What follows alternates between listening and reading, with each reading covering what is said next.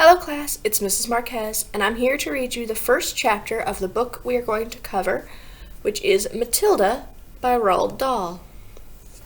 So the first chapter of this book is called The Reader of Books. And it starts off a little interesting, but I think you'll like it. The Reader of Books. It's a funny thing about mothers and fathers. Even when their own child is the most disgusting little blister you could ever imagine, they still think that he or she is wonderful. Some parents go further. They become so blinded by adoration they manage to convince themselves that their child has the qualities of a genius. Well, there is nothing very wrong with all this. It is the way of the world. It is only when the parents begin telling us about the brilliance of their own revolting offspring that we start shouting, "Bring us a basin! We're going to be sick!" You see a small girl here with a book. School teachers suffer a good deal from having to listen to this sort of twaddle from proud parents, but they usually get their own back when the time comes to write the end-of-term reports.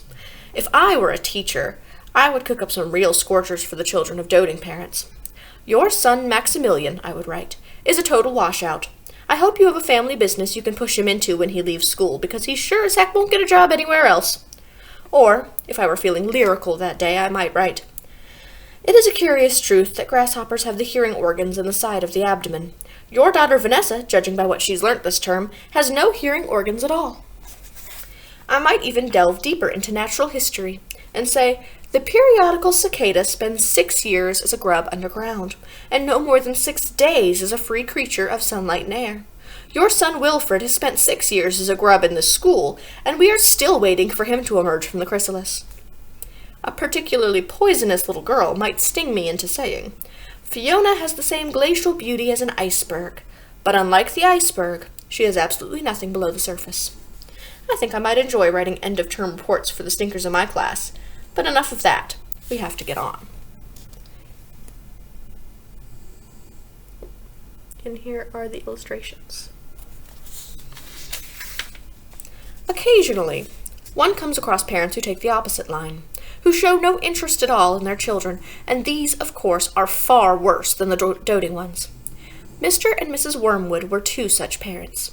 They had a son called Michael and a daughter called Matilda, and the parents looked upon Matilda in particular as nothing more than a scab. A scab is something you have to put up with until the time comes when you can pick it off and flick it away. Mr. and Mrs. Wormwood looked forward enormously to the time when they could pick their little daughter off and flick her away, preferably into the next county, or even further than that. It is bad enough when parents treat ordinary children as though they were scabs and bunions, but it becomes somehow a lot worse when the child in question is extraordinary. And by that I mean brilliant and sensitive. Matilda was both of these things, but above all, she was brilliant. Her mind was so nimble, and she was so quick to learn that her ability should have been obvious even to the most half-witted of parents. But Mr. and Mrs. Wormwood were both so gormless and so wrapped up in their own silly lives that they failed to notice anything unusual about their daughter. To tell the truth, I doubt they would have noticed had she crawled into the house with a broken leg. Matilda's brother Michael was a perfectly normal boy, but the sister, as I said, was something to make your eyes pop. By the age of 1½ her speech was perfect, and she knew as many words as most grown-ups. The parents, instead of applauding her, called her a noisy chatterbox and told her sharply that small girls are meant to be seen and not heard. By the time she was 3, Matilda had taught herself to read by studying newspapers and magazines that lay around the house. At the age of 4, she could read fast and well, and she naturally began hankering after books. The only book in the whole of this enlightened household was something called Easy Cooking, belonging to her mother. And when she had read this, from cover to cover, and had learnt all the recipes by heart, she decided she wanted something more interesting.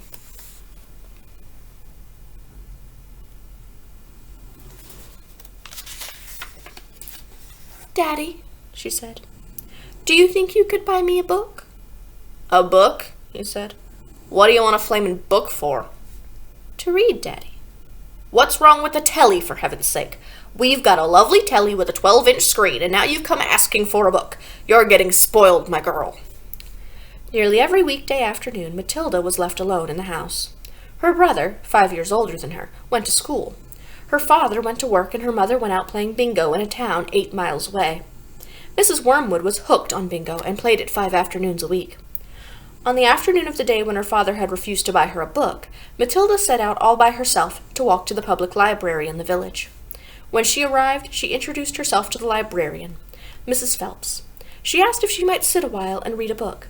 Mrs. Phelps, slightly taken aback at the arrival of such a tiny girl unaccompanied by a parent, nevertheless told her she was very welcome.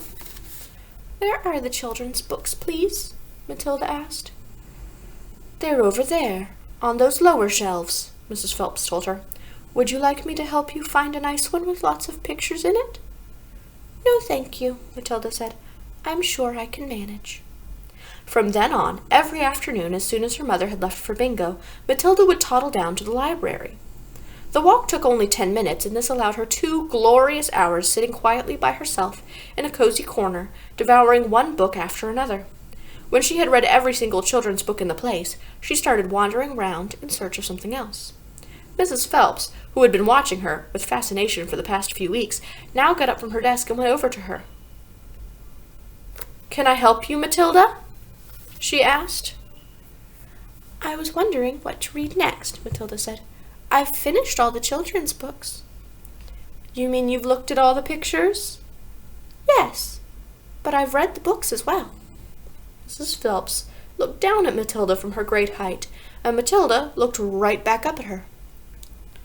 "I thought some were very poor," Matilda said, "but others were lovely. I liked The Secret Garden best of all. It was full of mystery. The mystery of the room behind the closed door and the mystery of the garden behind the big wall." Mrs. Phelps was stunned. "Exactly how old are you, Matilda?" she asked. 4 years and 3 months, Matilda said. Mrs. Phelps was more stunned than ever, but she had the sense not to show it. "What sort of book would you like to read next?" she asked. Matilda said, "I would like to read a really good one that grown-ups read. A famous one. I don't know any names." Mrs. Phelps looked along the shelves, taking her time. She didn't quite know what to bring out. How, she asked herself, does one choose a famous, grown-up book for a 4-year-old girl? Her first thought was to pick a young teenager's romance of the kind that is written for 15-year-old schoolgirls. But for some reason, she found herself instinctively walking past that particular shelf. "Try this," she said at last. "It's very famous and very good. If it's too long for you, just let me know and I'll find something shorter and a bit easier." "Great Expectations," Matilda read, by Charles Dickens. "I'd love to try it." "I must be mad," Mrs. Phelps told herself, but to Matilda she said, "Of course you may try it." Over the next few afternoons, Mrs. Phelps could hardly take her eyes from the small girl sitting for hour after hour in the big armchair at the far end of the room with the book in her lap.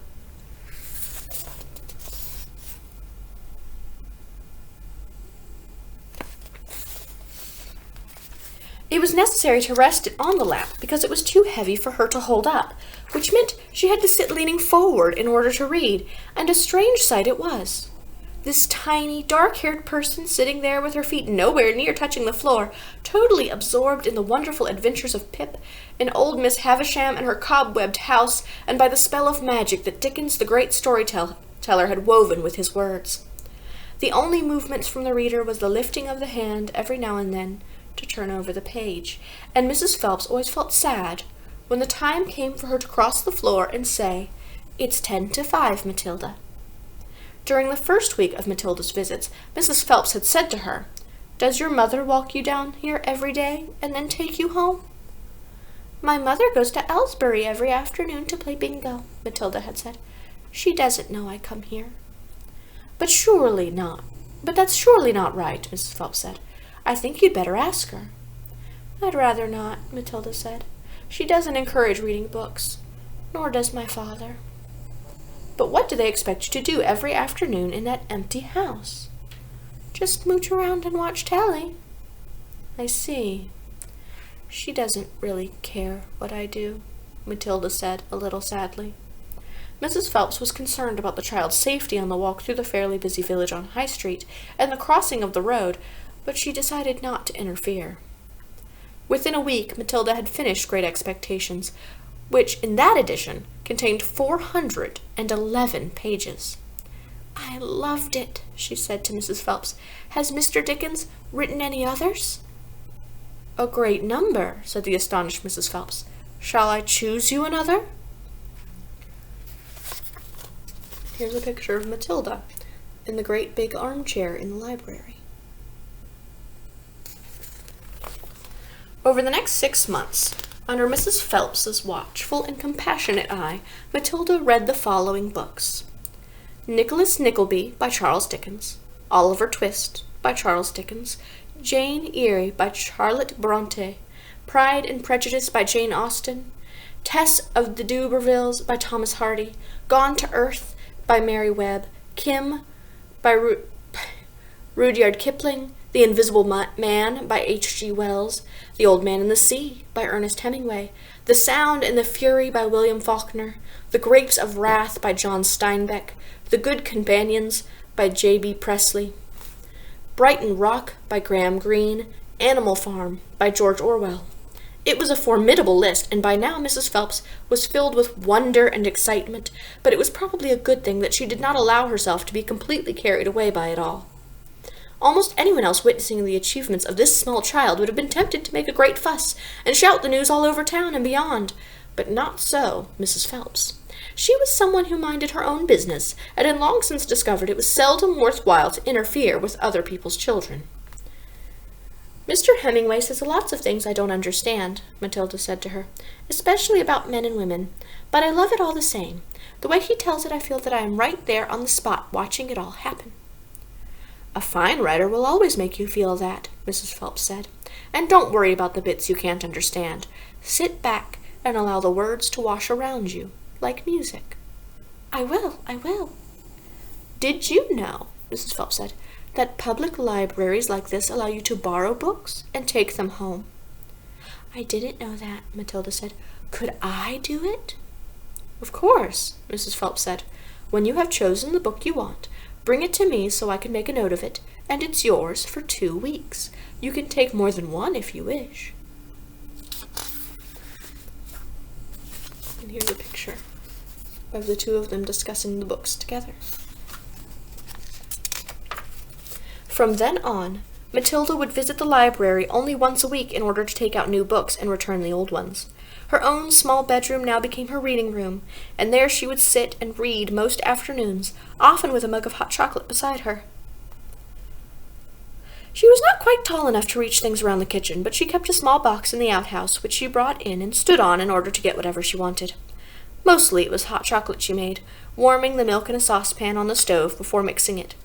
Occasionally she made Broville or Ovaltine. It was pleasant to take a hot drink up to her room and have it beside her as she sat in her silent room reading in the empty house in the afternoons. The books transported her into new worlds and introduced her to amazing people who lived exciting lives. She went on olden-day sailing ships with Joseph Conrad. She went to Africa with Ernest Hemingway and to India with Rudyard Kipling. She traveled all over the world while sitting in her little room in an English village.